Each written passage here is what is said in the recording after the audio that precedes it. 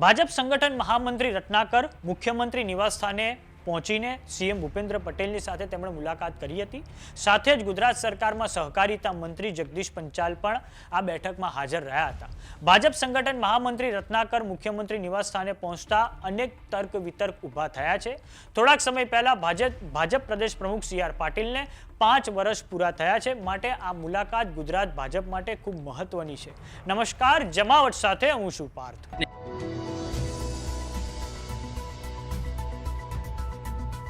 ભાજપ સંગઠન મહામંત્રી રત્નાકરે સીએમ ભૂપેન્દ્ર પટેલની સાથે મુલાકાત લીધી છે। તેમની સાથે સહકારિતા મંત્રી જગદીશ પંચાલ પણ હાજર હતા।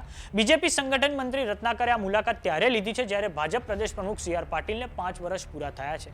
આમ ગાંધીનગરમાં આ બંધ બારણે ખૂબ મોટી બેઠક મળી હતી, જે ગુજરાત બીજેપી માટે ખૂબ મહત્વની છે, કેમ કે થોડાક સમય પહેલા 20 જુલાઈ 2025ના રોજ સી.આર. પાટીલને બીજેપીના પ્રદેશ પ્રમુખના પદે 5 વર્ષ પૂરા થયા છે। આ બંધ બારણે બેઠકમાં ગુજરાત સરકારના સહકારિતા મંત્રી જગદીશ પંચાલ પણ હાજર હતા। સાથે જ સંગઠન મંત્રી રત્નાકરે જગદીશ પંચાલ સાથે પણ મુલાકાત કરી છે। હાલમાં ગુજરાતમાં ભારતીય જનતા પાર્ટીની સૌથી મોટી મૂંઝવણ એ છે કે હવે પ્રદેશ પ્રમુખ સી.આર. પાટીલ પછી કોણ? સંભાવના છે કે બીજેપી કોઈ ઓબીસી ચહેરાને પ્રદેશ પ્રમુખ બનાવી શકે છે। તેમાં જગદીશ વિશ્વકર્માનું નામ આગળ ચાલી રહ્યું છે। ત્યારે હવે સંગઠન મંત્રી રત્નાકરની મુખ્યમંત્રી ભૂપેન્દ્ર પટેલ સાથેની આ મુલાકાત ખૂબ મહત્વપૂર્ણ છે।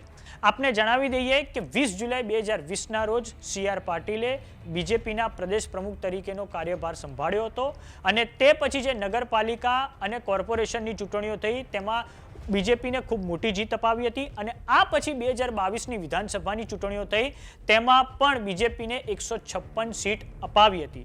તેમની જે પ્રદેશ પ્રમુખ તરીકેનો જે કાર્યકાળ છે હવે તે 5 વર્ષનો થઈ ગયો છે। એક મુખ્યમંત્રીને મળે તેટલો કાર્યકાળ તેમને મળ્યો છે અને તેમણે બીજેપીને ખૂબ મોટા માર્જિન સાથે જીત અપાવેલી છે।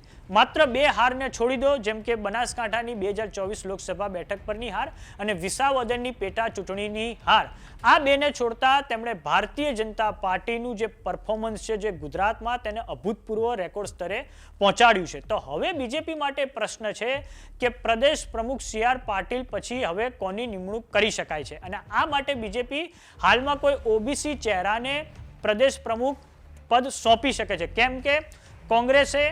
કેમ કે કોંગ્રેસે હાલમાં અમિત ચાવડાને પ્રદેશ પ્રમુખ બનાવ્યા છે। સાથે તુષાર ચૌધરીને, કે જેઓ આદિવાસી સમાજમાંથી આવે છે, તેમને વિધાનસભામાં પક્ષના નેતા બનાવ્યા છે। તો હવે સંભાવના વધી ગઈ છે કે ભારતીય જનતા પાર્ટી પણ પ્રદેશ પ્રમુખના પદે કોઈ ઓબીસીને સ્થાન આપી શકે છે। તો હવે જોવાનું એ છે કે આવનારા સમયમાં શું થાય છે, પરંતુ હવે સી.આર. પાટીલનો જે કાર્યકાળ છે તે 5 વર્ષનો થઈ ગયો છે અને તેમને ખૂબ મોટો આજે એક મુખ્યમંત્રીને મળે તેટલો કાર્યકાળ મળ્યો છે અને હવે સંગઠન મંત્રી રત્નાકરે મુખ્યમંત્રી ભૂપેન્દ્ર પટેલ સાથે મુલાકાત કરી છે અને સાથે જ સહકારિતા મંત્રી જગદીશ પંચાલ પણ હાજર રહ્યા હતા। તો આ બાબતે જે પણ અપડેટ હશે અમે તમને આપતા રહીશું। જોતા રહો જમાવટ। તમારું શું માનવું છે કે બીજેપી કોને બનાવી શકે છે પ્રદેશ પ્રમુખ, તે બાબતે અમને કોમેન્ટ બોક્સમાં લખીને જરૂર જણાવો। જો તમે અમને યુટ્યુબ પર જોઈ રહ્યા તો સબસ્ક્રાઇબ કરો, જો તમે અમને ઇન્સ્ટાગ્રામ અને ફેસબુક પર જોઈ રહ્યા તો ફોલો કરો। નમસ્કાર।